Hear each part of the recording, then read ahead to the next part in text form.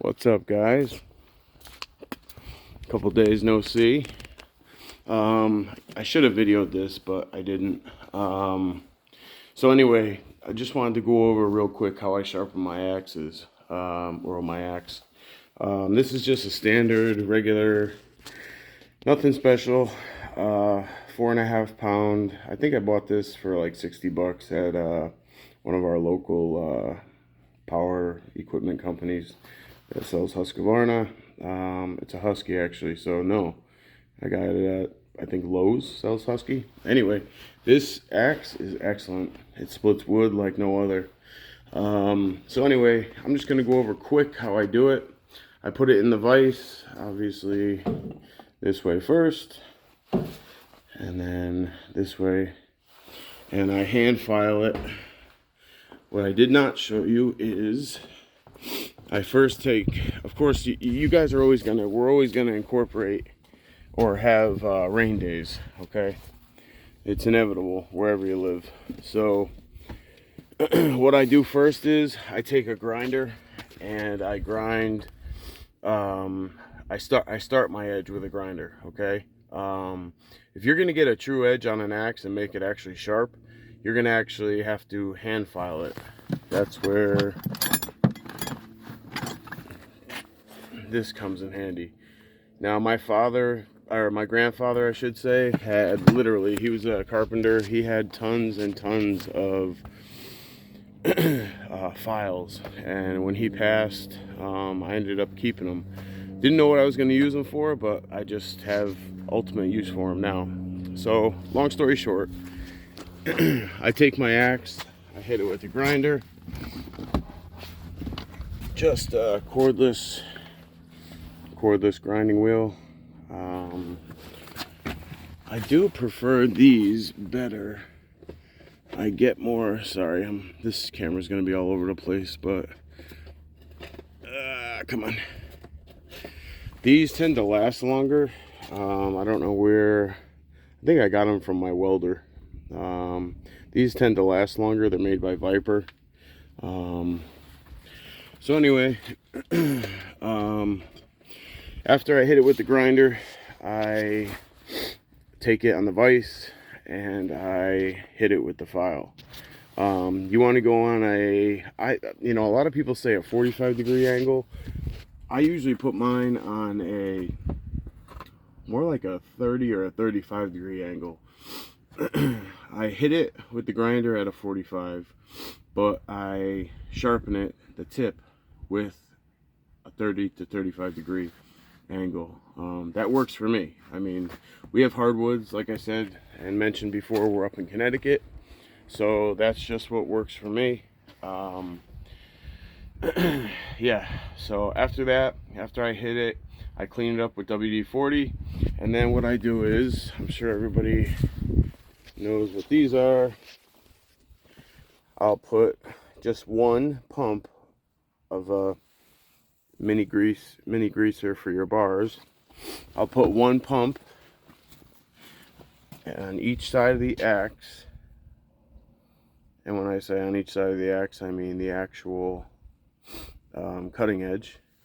And I'll just take my finger and I will wipe down each side with one pump. I'll wipe down each side, and then I'll take a paper towel and lightly just take the excess off. So there's still grease on there, and there's still grease getting into the metal. Usually after you're done grinding and after you're done filing, there will be some sort of warmth. Today, crazily, it's I think it's like 48 degrees out. Under this I have a t-shirt on and a flannel. I just got done making a delivery. When I was doing my delivery, I noticed my axe was just it wasn't cutting like it should. I could take a round, split it in half, one shot, and it just wasn't acting right, so I knew it was time to sharpen it. So after I got back right now, I actually just sharpened it. Also too, I think everybody should have a chainsaw box. This has everything you need. An extra chain. I have bars hanging up. obviously you're gonna know when to bring a bar to the job. Pliers, I got my raker gauge, extra spark plugs. Do not go anywhere without extra spark plugs. I run my saws a little bit lean. Actually, what I do is I take, and I'll show you, I only use ethanol free fuel. I'll take half of this 40 to 1 and I'll dump half of it out. Then I'll buy a 50 to 1 and I'll mix it together.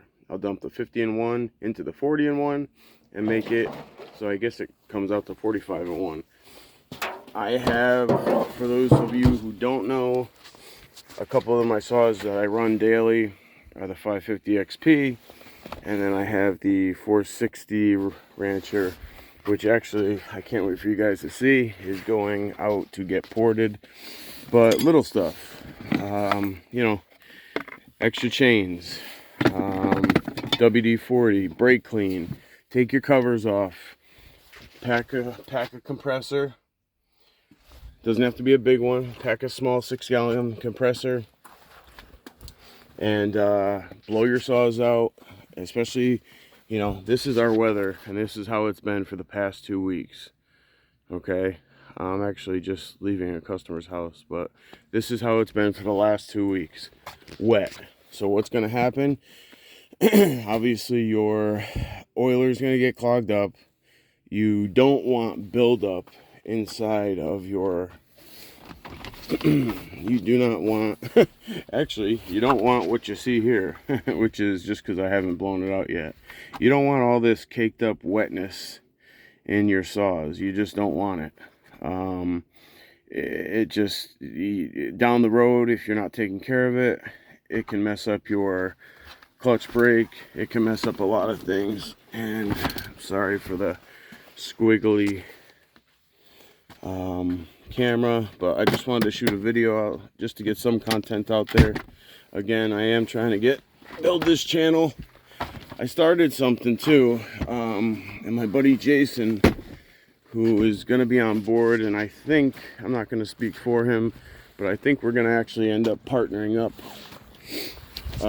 this spring. Not being partners as far as business wise, but sharing jobs, which part of me has always been told, listen, Matt, partners are for dancing, that's it, you know. But he's a Christian, I'm a Christian, which doesn't mean anything. You can get screwed over by anybody. This kid has a good heart. I grew up with him. He's a good dude. His wife had a procedure, so I brought his wife some flowers and I brought him some food. And you know, again, I wouldn't have said that other than I know he's gonna watch this video. But it's those little things that, I mean, he thanked me 18 times, but like I said, it's not me. It's just God working through me. I'm not going to sit here and say what I do. I do a lot of nice things for a lot of people. I give my labor away for free. I give my product away for free.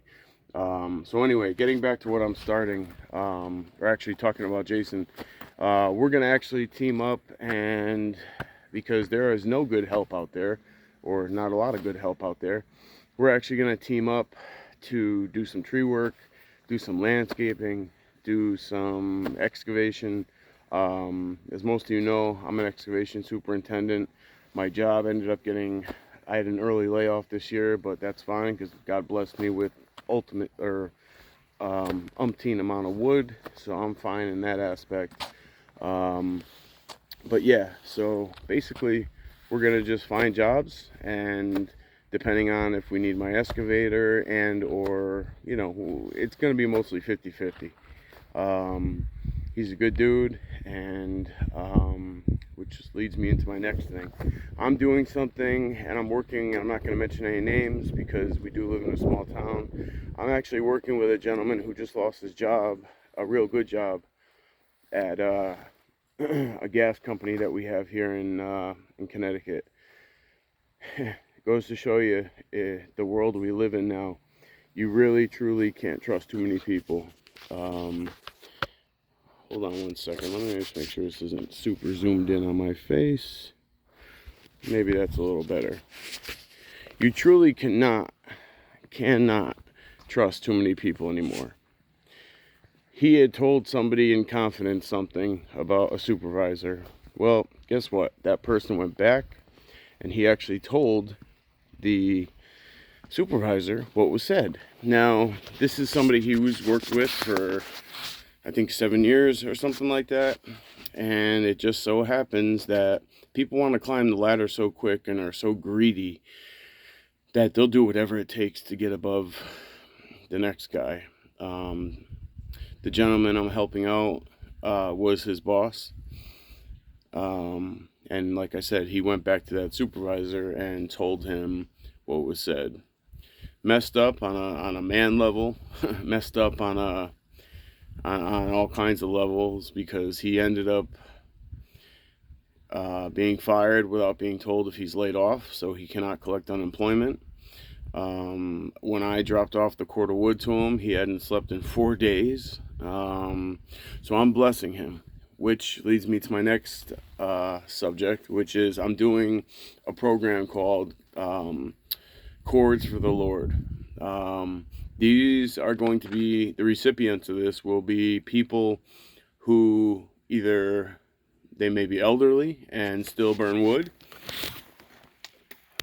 and cannot get the wood either into their house and or just don't have time to split it or cannot split it.